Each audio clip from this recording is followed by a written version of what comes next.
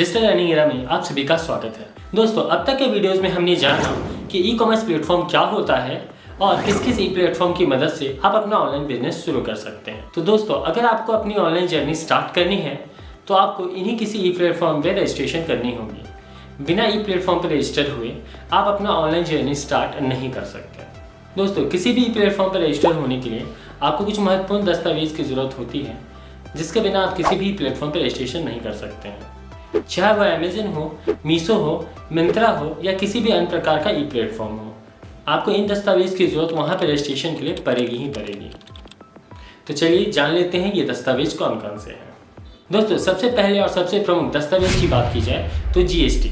As a seller जब आप किसी चीज़ की बिक्री करते हैं, अगर उसे आप अपने राज्य में करें या अपने राज्य से बाहर करते हैं, तो वहाँ पे आपको अपने राज्य के साथ साथ दूसरे राज्य जहाँ पे भी उसे सेल किया जा रहा है उनको टैक्स देना होता है, सेल्स टैक्स देना होता है, जो जीएसटी के अंदर आता है। तो अगर आपको अपना बिजनेस अपने छोटे से एरिया में चालू करना हो, जैसे एक ऑफलाइन बिजनेस है, तो आप बिना जीएसटी स्टार्ट कर सकते हैं।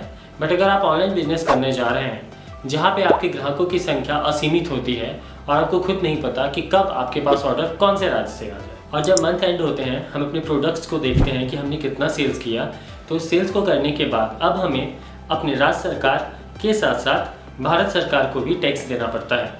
तो इसके लिए हमें जीएसटी की ज़रूरत होती है। तो सीधी सी बात, सबसे पहले आपके पास जीएसटी होनी चाहिए। दोस्तों, जीएसटी उसी के नाम की होनी चाहिए जिसके नाम से आप अपना बिजनेस करने जा रहे हैं, जो भी उसके प्रोप्राइटर हैं। अगर आप एज ए सेलर जुड़ना चाह रहे हैं तो आपको खुद के नाम की जीएसटी लेनी होगी। जब आप जीएसटी लेने जाएंगे तो जीएसटी अप्लाई करने की कोई फ़ी नहीं होती है, ये फ्री ऑफ कॉस्ट होता है। लेकिन अगर जीएसटी आपको खुद से अप्लाई करने नहीं आती, आप खुद से जीएसटी नहीं ले सकते, तो आपको बाहर किसी सीए की ज़रूरत होती है। तो वो अपना एक नॉमिनल फ़ी 1000 से 2000 के बीच में लेते हैं और आपको आपका जीएसटी बना करके प्रोवाइड करवाते हैं। दूसरी सबसे ज़रूरी दस्तावेज की बात की जाए तो पैन कार्ड या पान कार्ड। जो भी लेन देन होती है वो अंडर गवर्नमेंट सर्विलेंस होती है, जिसके लिए आपको अपना पैन कार्ड वहाँ पे देना होता है।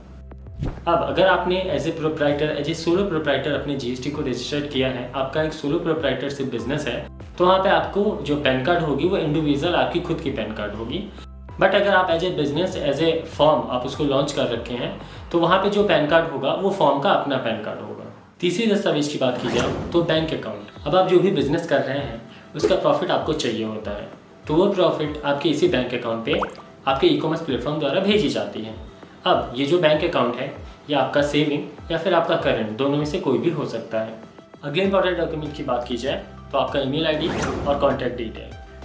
कहने का मतलब है आपके पास एक प्राइमरी ईमेल आईडी और एक आपका फ़ोन नंबर होना चाहिए, जिसके थ्रू जब भी ज़रूरत पड़े तो अमेज़न आपसे संपर्क कर सके, या फिर अमेज़न को जो भी सर्विसेज या जो भी नई अपडेट्स आपको भेजनी होती है वो सारा कुछ आपको उसी ईमेल के थ्रू आपसे संपर्क कर पाएंगे।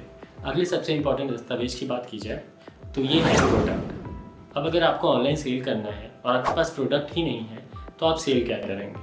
तो सबसे पहले आपको एक प्रोडक्ट का चुनाव करना होगा, फिर उसे आपको अपनी मार्केट से परचेज करना होगा और उसके बाद ही आप अपना रजिस्ट्रेशन कर सकते हैं। क्योंकि रजिस्ट्रेशन होने वक्त तो प्रोडक्ट आपसे नहीं मांगा जाएगा, बट रजिस्ट्रेशन के बाद जैसे आपकी रजिस्ट्रेशन कंप्लीट हो जाएगी तो फिर आपको वहाँ पे प्रोडक्ट अपलोड करने होते हैं ताकि आपके पास ऑर्डर आ सके और आप अपना उसको सेल कर सकें। इसके अलावा भी एक इम्पॉर्टेंट डॉक्यूमेंट है, वो है आपका ट्रेडमार्क, जिसे हम ब्रांड रजिस्ट्रेशन भी कहते हैं।